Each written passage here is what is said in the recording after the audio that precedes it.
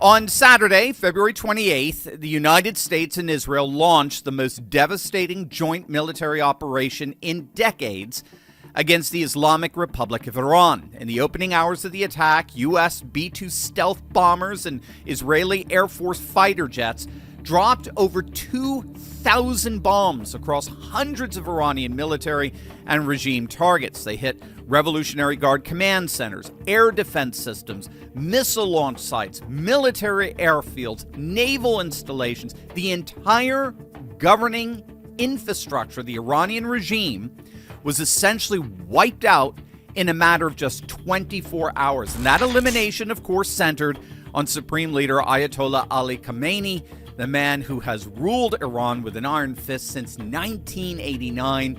He was killed in an Israeli airstrike on his Tehran compound. The man who has chanted death to America and death to Israel for nearly 4 decades, who funded every major terror proxy in the Middle East, who is racing toward a nuclear weapon, is gone. And he did not go alone. U.S. officials confirmed that more than 40 senior leaders of the Iranian regime were killed in just the opening airstrikes, which, by the way, hit over 1,000 targets in the first 24 hours alone. Israel confirmed they eliminated the commander of the Islamic Revolutionary Guard Corps, Iran's defense minister, the secretary of the Supreme National Security Council, a key aide to Khamenei, and numerous other military and political leaders. The regime's command and control has been effectively decapitated. Khamenei's son, his heir, Mojtaba, has also been killed, as has the immediate successor to Khamenei. He was the supreme leader for literally just hours before he too was annihilated. The ruling hierarchy of the Iranian regime has effectively been wiped out.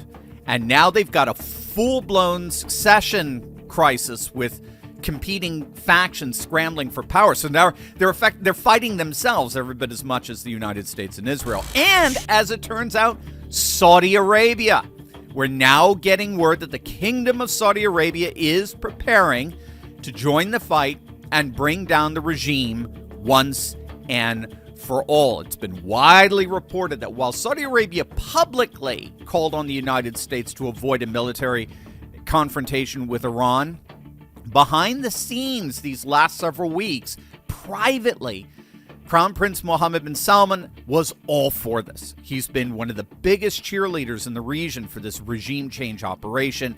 And now that Iranian drones just hit Saudi Arabia's massive Ras Tanura oil refinery, one of the largest in the world, it does indeed look as if the Saudis are going to join the fight, which is absolutely stunning. Again, could you have imagined a scenario, any possible scenario, where Saudi Arabia would be fighting side by side with Israeli forces? Remember, one of the key strategic moves of the first Gulf War was that Israel had to sit it out in order for Bush Sr. to assemble that massive Arab alliance against Saddam Hussein, which included the Saudis. But that meant Israel had to hold back despite having Scud missiles shot at them. But now they may indeed be fighting side by side with the Saudis against this Iranian regime, which only adds to the truly historic dimension in all of this.